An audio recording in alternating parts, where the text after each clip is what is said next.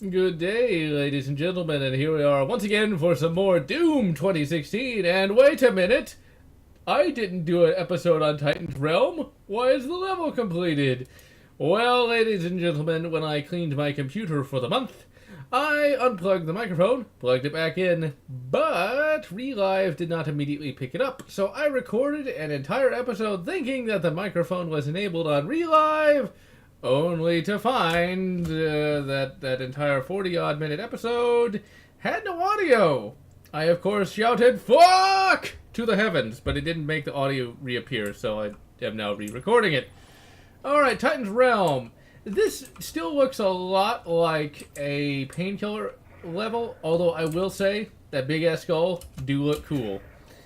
One of the things that's kind of funny, though, is I recently played through recently played through about an hour's worth of Doom 1993, and you know what? That game still holds up. Now, I've mentioned in other videos that base Doom has aged, and yet I made a complete liar of myself when I finally played it again.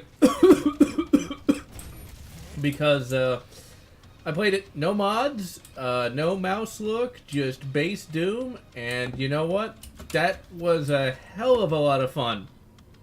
So if you're a big fan of Brutal Doom and Project Brutality, give the classic Doom a try now and again. It's actually a lot better than you might remember. Because for some reason I thought it was slower. For some reason I thought it just wasn't quite as, well, fun. But having played it, I don't know, it really was quite good. I still say that the base Doom gameplay is still going to be better than even this. This is still a lot of fun, but you do rip apart enemies way too much, and the weapons just feel a little less powerful than they should.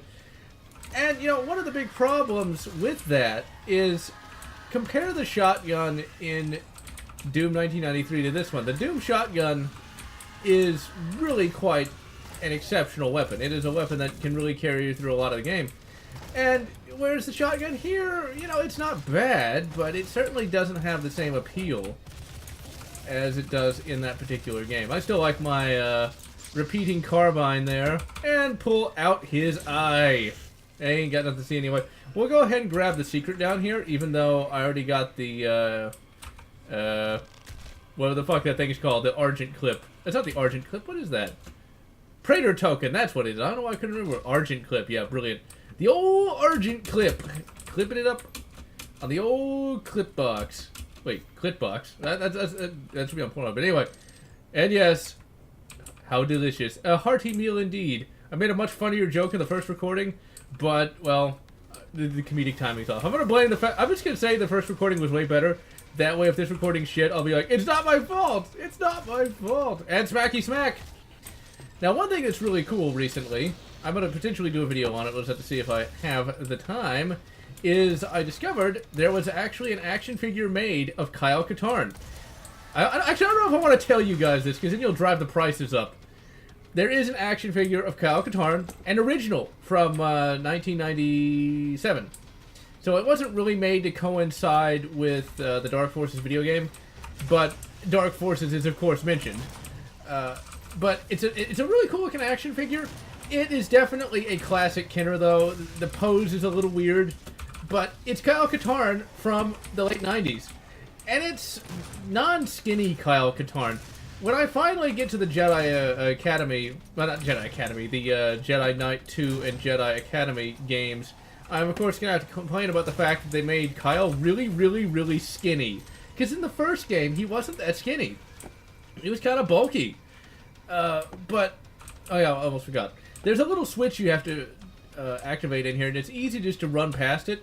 The only problem I have with this switch is it doesn't really do anything. The only thing it does, also, that's a massive skeleton. That's a goddamn giant. It's all it does is it makes him spawn. That's it. It's like, what's the point of that? What's the point of that? Let's see, where was I? Yeah, Kyle Katarn. You know, it's kind of bulky, you know. But from Jedi Knight 2, or no, Jedi Knight 1, I should say, all the way to Jedi Academy, he is really skinny. It's like he looks like he weighs 150 pounds. I guess that's because the actor in Dark Forces 2, Jedi Knight, he was really skinny. But he did make for a good Kyle Katarn, though. I will not say that he did not. Wait, I just confused myself with that statement. And my nose is stopping up because the pollen, as of this recording, is insane. Like, the car is covered in that fucking yellow scheiße. Most unpleasant. I'm glad I'm not as allergic to pollen as some. If you have a massive pollen allergy, you gotta be walking around with a fucking gas mask. Because it is thick out there. But see, where was I? Yeah, Kyle Katarn in that game was really... Jedi Knight 2, I should say, was really, really, really skinny. You know, and then with the Quake 3 Arena engine onward, he just was skinny. You know what? I don't know what it was about Jedi Academy, but for some reason, every character in that game was fucking anorexic. Look it up on YouTube. Chewbacca in that game looks like he had space cancer. I'm not even joking. He is super skinny, and Chewbacca is not supposed to be that skinny. You know, Chewbacca was kind of bulky too, but in that game, it looks like he has space cancer. And no, I'm not making light of cancer. I just find it funny. Wait. Well, everyone will just complain. You can't please everyone. But yeah, it's like he was really skinny in that game. Everybody was skinny in that game. One of the things about Jedi Knight, which Jedi Knight am I thinking of? I meant to say Jedi Academy. Is it's really cool that you could select from a male and female character. You know, I thought that was kind of neat. It was like an RPG almost. Almost, even though not really. But, you know, back then, no one really cared about that. It was just like, oh, you can pick as a male or female character. And it worked in story, and they didn't depower Kyle Katarn at all. And it's just kind of sad that today, you know, whenever something like that is done, it doesn't please the SJWs. And even people who aren't SJWs are like, oh, they're pandering to the SJWs. Back in the day, you could do all kinds of cool stuff like that without anyone really giving a shit. Or actually, no, they would give a shit. They think like, oh, that's cool. Now you can't do that, you know? It's just sad how everything is political, you know? Nothing escapes it. I'm glad Doom 2016 is not really what you'd call... Oh, shit, he's gonna kill me. He gonna kill me. There is my... I swear, when you use the mouse wheel, it just does not make any sense. It does not have any rhyme or reason. He just appeared. Bullshit. Health. He literally did just appear. You guys saw it. You saw it. Yep, I knew I was going to die. There was no way to dodge that. I'm going to mention this in the re-review, that really that checkpoint system, because like, you know, that's the Achilles heel of the checkpoint system, where you die to one guy because you kind of get backed into a corner after you've killed everything, and you got to do it all over again. That is my biggest criticism of the game, is the checkpoint system. I know I harp on it, but it's like now I'm not having fun anymore, because it's just like I already killed these guys. Killing them a second time isn't as fun. It just really bogs the game. This game does bog. I think I know why well, actually I've already said that before. I gotta remember I've made these other episodes.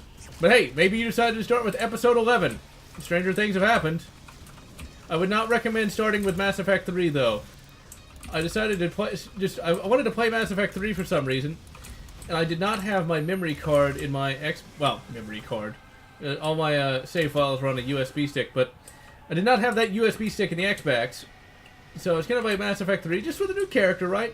It gives you all the bad endings! Literally, of the first 3 games, or the first 2 games, it gives you nothing but the bad endings. Like, Rex is dead... I think like all the interesting characters are dead. It's like, why? Why, BioWare? Why? Why did you make an ending so bad and then a follow-up even worse? Actually, you know what I think I'll do so I don't die again? I think I will go ahead and just use the chainsaw on the Pinky. As I've said in other episodes, I do not like the Pinky. It is just, it's just so uninspired. It might as well just be Bane reskinned. That's one of the aspects of modern gaming that I really don't like. And see, like with this guy, it just seems like he takes too much damage, and I don't really have a weapon that's going to do that much more damage than this to him, or at least I don't want to waste the ammo. Look at that! Look at how much ammo that wasted just killing that guy. But oh well. But talking about not pleasing everyone, you know, Kingdom Come Deliverance. I'm highly looking forward to playing that game. I don't know if I'm going to like it that much though. Hey, you know what? Fuck you. Cut your head off, son. I'm not sure if I'm going to like that game that much. It looks more difficult than I personally like. But, oh, shit. Aha! Fuck you! Fuck you. Let's see, do I want to pick up any other crap? I already got all the secrets in that episode as well. I found all of them. Well, maybe not all of them, but I found 2 bobbleheads, so that made me most pleased indeed. I found the Silver guy and Commander Keen guy. Commander Keen, that's a game that I never played back then. I remember when I was playing Doom 2 and I got to one of the secret levels. I think it's like the second secret level. It's the one I think that was immediately after the Wolfenstein secret level. And in that one, there was this weird purple guy that was hung. I was like, what the hell? He was hung. Oh yes, indeed. He certainly pleased many a lady, Commander Keen. But there was this guy that was hung from the neck until dead. I had no idea who that was. I had no clue. I was like, who the fuck is that? I had no clue who Commander... I'd never even heard of the Commander Keen series. And I would never know until many, many years later what Commander Keen even was. Ultimately, it doesn't matter, just because I'm not... I've played Commander Keen 1, I don't even know, on DOSBox. I thought it was, like, okay, but... I know that has a pretty big fan following. I just never really got into it. I don't like the visual style. The gameplay just doesn't feel very good. It's just I say that, and yet I really like some of the older, some of the other Apogee side scrollers from that era, like Crystal Caves. I'm a big fan of Crystal Caves. I find it funny that I know about Crystal Caves, but not Commander Keen. Even though Crystal Caves is way, way more obscure than Commander Keen is. Crystal Caves, that was one of the games I had on my Compact Desk Pro in like 90, whatever the fuck it was. I was pretty lucky as a kid to have my own computer. It was one of my grandfather's old machines. After he got a much more fancy computer. I don't think that machine I had, the Desk Pro, could run Doom. I highly doubt that it could. Because I don't remember playing Doom on it. But I do know it can play Crystal Caves, and I was very happy to be able to play that. One of the things that's kind of funny is, like, I'm not even that old. I'm only 29 as of this point. As of this recording. And, despite not being that old, I still remember green screen computers. Ooh, almost didn't make it. Where literally the screen was green. Okay? That's the only color you had. You had green. And then, you had eventually got, like amber colored screens. It's just kind of funny. Here I am playing Doom 2016. This is like, would have like god tier graphics back then, I'll tell you that. Still though, I definitely have, after having played this, I think like, as of this recording, this will be like the 5th time I played it. The one thing I've noticed is, I will say, this game is like food to a starving man. It tastes, well, it plays good, but I think it could be better. That's all I'm gonna say, because the arenas, I think once you reach like playthrough 5, now I know what the response to that can be. It's like, well, if you only play it once, well, it needs to stand up to multiple playthroughs. I literally today played through all of Knee Deep in the Dead for I don't know what the billionth time was, and I enjoyed it just as much now as I did when I first played it. Whereas this, it's just those arenas, and I think this lacks some of its own identity. This really is, as some of my fans and friends have told me, basically just Painkiller crossed with Splatterhouse. And I can really see that, and I can really agree, because Doom was all about the guns. This is a lot about punching the enemies in the face. Still, though, I like it, except for what I cried out in anger and rage at dying all those times in that, and I think it was like episode 8. Got a bit of a frame drop there. I don't know what it is about this particular processor, but certain games it just will chug now and again on. But then again, that is the FX series of AMD processors, which I got it for free, as I've said in a previous episode, from PC Gamer by Default, and it works good. Right now, I'm just saving up for that Ryzen. One day I shall have it. And if I end up repeating myself, it's just so many episodes and things popping into my head as they will. Come on, calm down already. Take it down. Suck it down. Oh, dear. You know, they did say Commander Keen was hung, alright. But all that being said, I do hope that we at least see a Doom sequel. We will have to see. I will say this though, this was handled much better than Batman v Superman. It has nothing to do with that has nothing to do with anything, but you look at a lot of simple concepts. And while I might rag on this game now and again, they at least got the concept of Doom right. You know, it's so easy, it seems, for people to get something like Doom wrong. You know, it's so easy to get some of these fairly simple concepts wrong. Batman v Superman. How hard is it to make a Batman versus Superman movie? And don't tell me, oh, graphics and acting. No, the acting was fine. The graphics were great. The story was complete shit. They made Superman into a villain for some reason and made Batman into a psycho. And it's like, why? Making a Batman versus Superman movie should be easy. And like, okay, in the time that it takes for me to play this game, I can tell you all you need to know about a Batman vs. Superman plot. All you had to do was have Batman and Superman meet, team up to fight Doomsday, and then movie over. Then, in Justice League, have him potentially get brainwashed by Apocalypse. Not Apocalypse. Yeah, because Apocalypse is going to jump universes. Even though in all reality, Apocalypse is nowhere near the power level of Superman. Now, have him get brainwashed by Darkseid, and then have him be like the surprise villain in Justice League. Would that not be awesome? And it takes the whole Justice League to not only bring Superman back to the light, but also take down Darkseid. That would be an epic plot. Unfortunately, no, we have to have Superman be a bad guy. We then have to have Doomsday show up for 15 minutes. That's when you know your movie's gonna suck. When everything happens in the last 30 minutes. That's really the biggest problem with some of these big flops, is they basically put everything in at the last couple minutes of the movie. And the rest of it's just complete boredom. AVP did that. Alien 3 did that. A lot of these big name movies did that. Like with Alien. You know, Alien knew how to build throughout the entire film. Aliens knew how to build. I really liked Man of Steel, and Man of Steel knew how to build. They didn't do everything in the last 5 minutes, and it actually made Superman a legitimate character. I'm a big Batman fan. I like to see Batman kick ass, but the biggest problem with Batman v Superman is the fact that they had to bring Superman down to try to build Batman up, and you're not supposed to do that.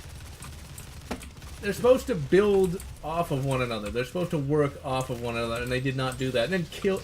Oh yeah, spoiler alert, they kill off Superman in Batman v Superman. Like, okay, that's gonna be the stupidest idea of all time. Because, of course, they gotta bring him back. It's fucking Superman, so don't kill him off.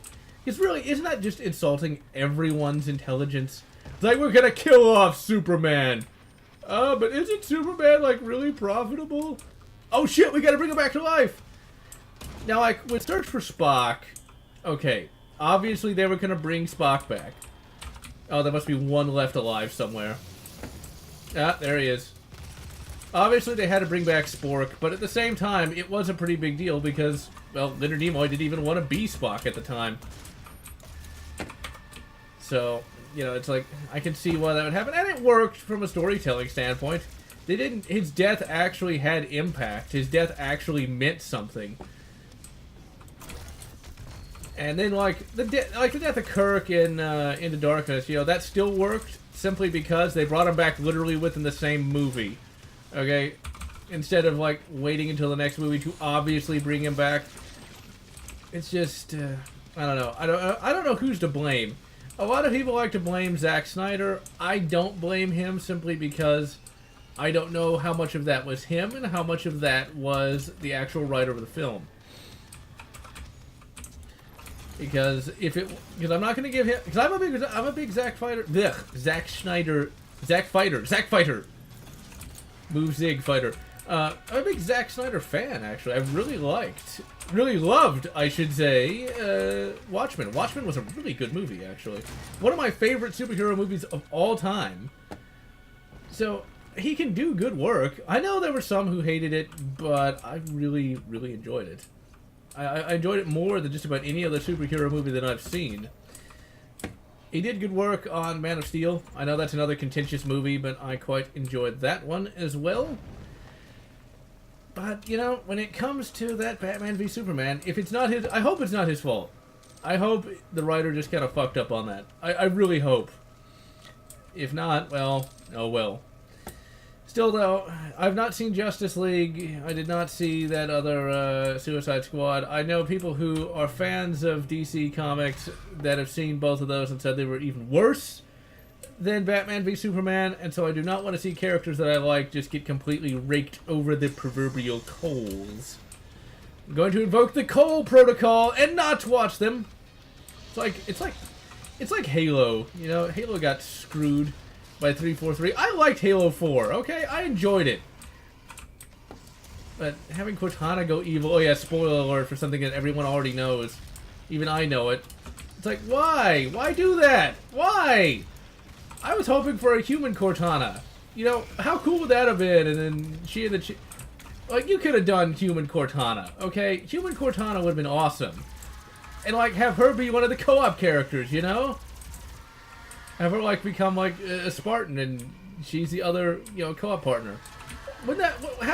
How much better would that have been? And you know what?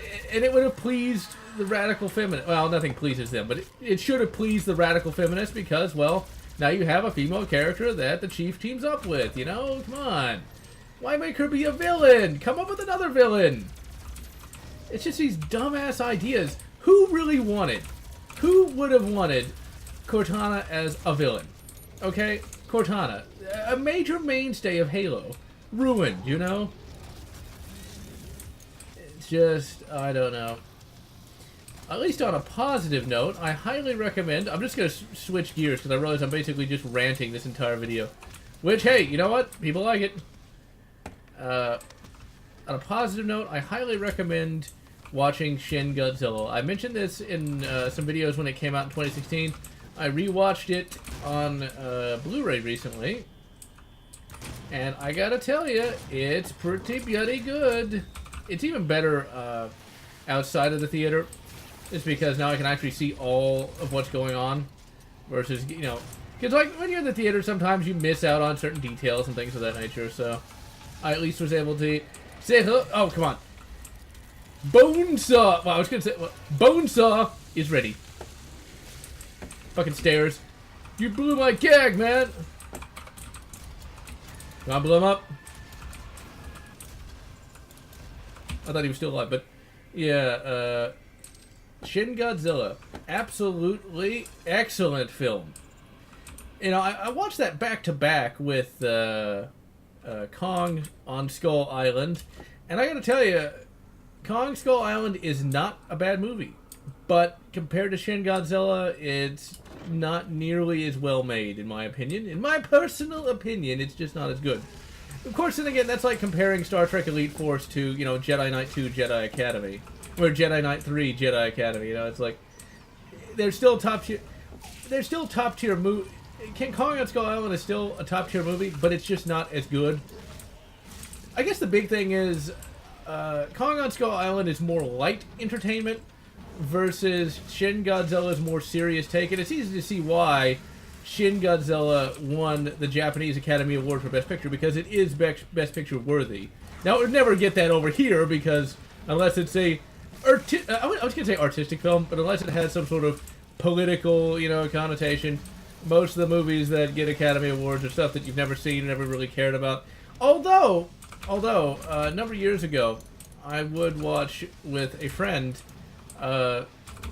Academy Award nominees just to see. And, you know, some of them kind of deserved it, some of them didn't. Argo, for example, I think that was a 2012 movie.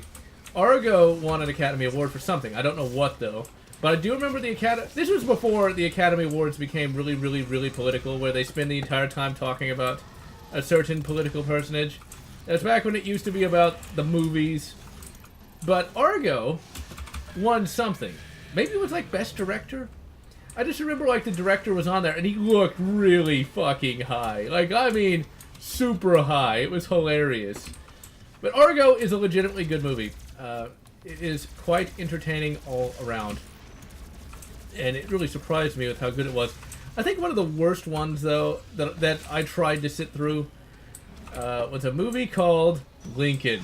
Not Abe Lincoln Vampire Hunter, which is surprisingly good, but Lincoln, the biopic about Abraham Lincoln. Daniel Day-Lewis, he won that award, and he acted just like Lincoln. Because all Lincoln did in that movie was just ramble on and on. It was one of the most boring movies I've sat through. And talking about boring, ladies and gentlemen, this has nothing to do with what I was just talking about. But the other day, I was talking about movies with artistic merit. And I always like to point out that a lot of movies that are supposed to have artistic merit don't. They do because people say they do, but usually these are movies that people haven't even ever seen. And the one movie that everyone loves that I can guarantee they've never actually seen is, of course, 2001: A Space Odyssey. That's a legendary review that sadly has long since been lost. If any of you have backup copies of that, just send me an email, or not send me an email, let's send a comment or something. Because I do not have the backup for that. It was on a hard drive that died. But that one, I wanted to make that one, not because I wanted to shit all over 2001: A Space Odyssey. Oh no, ladies and gentlemen, that wasn't the case at all. I wanted to like 2001: A Space Odyssey. I'd heard about how great it was over the years. And then I finally, oh man, it was so long ago, I think I rented it. I do think I rented that on DVD. And I finally watched it, and I was so disappointed. I was like, people like this? Why? Okay, I can't risk him killing me, so I'm just going to blast him with the BFG. Ooh, he almost did kill me. Holy shit. I was like, why do people like it? It's nothing that you think happens in that movie actually happens. HAL 9000 is in the movie for about 15 minutes, and most of it is just literally nothing. It's this. And you're supposed to get it. I tell you, I challenge you, watch it, and then tell me what there is that's artistic about it. Tell me. But until then, ladies and gentlemen, I am the mighty GeneralLotz, and I'm going to wish you good, Argo, and good, what's another, One Flew Over the Cuckoo's Nest. That's actually a legitimately good movie. Whatever makes you happy.